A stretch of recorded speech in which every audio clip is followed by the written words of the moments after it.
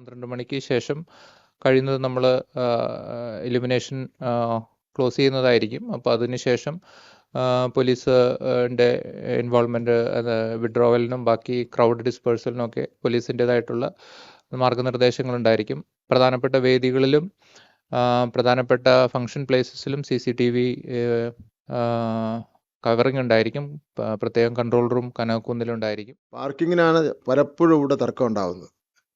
അതുപോലെ തന്നെ ഒരു വൺ വേ വഴിയോ അല്ലെങ്കിൽ പിന്നെ പോകാൻ പാടില്ല എന്ന് പോലീസ് തീരുമാനിച്ചിട്ടുള്ള സ്ഥലങ്ങൾ കൂടെ പോകണമെന്ന് നിർബന്ധം പിടിക്കുമ്പോഴാണ് തർക്കവും പ്രശ്നവും ഉണ്ടാകുന്നത്. അപ്പോൾ അതുകൊണ്ട് 12 മണിക്ക് ലൈറ്റ് അണയ്ക്കും. 12 മണി വരെ 12 മണി മതിയല്ലോ, ഇനിയിപ്പം അതിൽ കൂടുതൽ സമയം വേണ്ടി വരും തോന്നില്ല.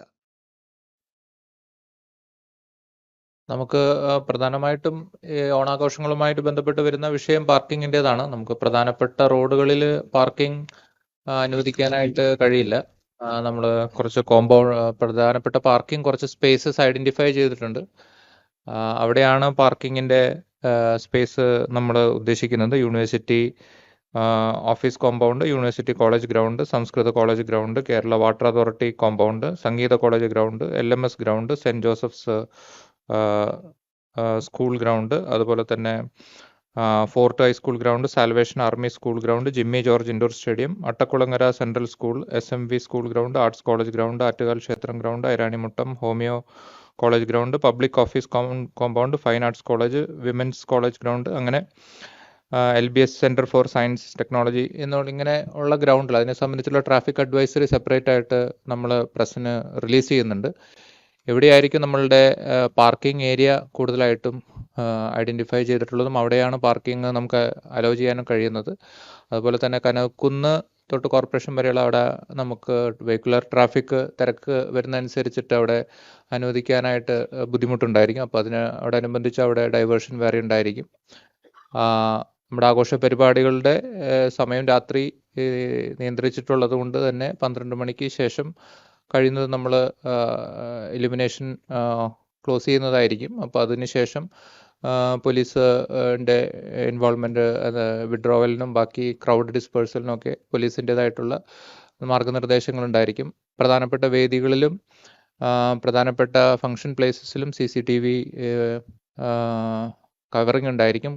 പ്രത്യേകം കൺട്രോൾ റൂം കനകക്കുന്നിലുണ്ടായിരിക്കും.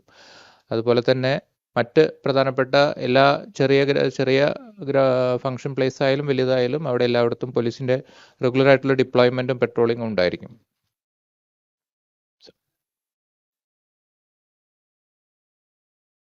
പിന്നെ ഈ പോലീസിൻ്റെ നിർദ്ദേശങ്ങളും അവരുടെ പ്ലാനിങ്ങിനോട് നമ്മുടെ ജനങ്ങൾ സഹകരിക്കുക എന്നുള്ളതാണ് ഏറ്റവും പ്രധാനപ്പെട്ട കാര്യം. പാർക്കിങ്ങിനാണ് പലപ്പോഴും ഇവിടെ തർക്കം ഉണ്ടാകുന്നത്.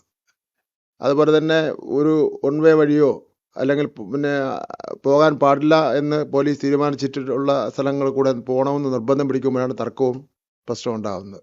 അപ്പോൾ അതുകൊണ്ട് 12 മണിക്ക് ലൈറ്റ് അണയ്ക്കും. 12 മണി വരെ 12 മണി മതിയല്ലോ, ഇനിയിപ്പം അതിൽ കൂടുതൽ സമയം വേണ്ടി വരും തോന്നില്ല.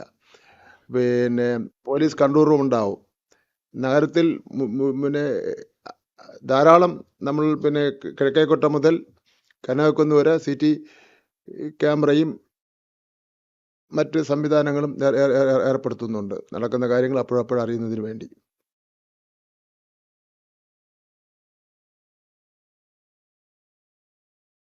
വേറെ എന്തെങ്കിലും ഉണ്ടെങ്കിൽ ചോദിച്ചാൽ നമുക്ക് വടംവലിയുണ്ട്. ചോദിച്ച വടംവലി ഉണ്ടല്ലോ, ഇത് കഴിഞ്ഞാൽ വടംവലി മത്സരം ഉണ്ട് അല്ലേ?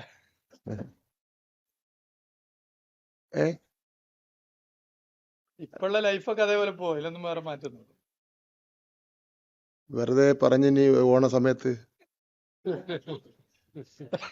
അത് നിങ്ങള് പറഞ്ഞല്ലോ, ചോദിക്കാനുള്ളവർക്ക് ചോദിക്കാതെ കഴിഞ്ഞാൽ വടംവലി ഉണ്ട് പറഞ്ഞപ്പോ തെറ്റിദ്ധരിച്ചു.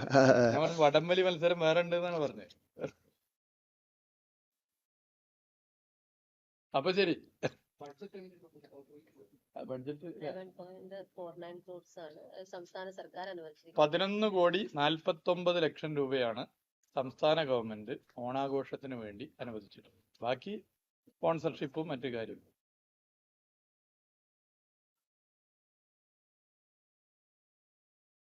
ഓക്കെ.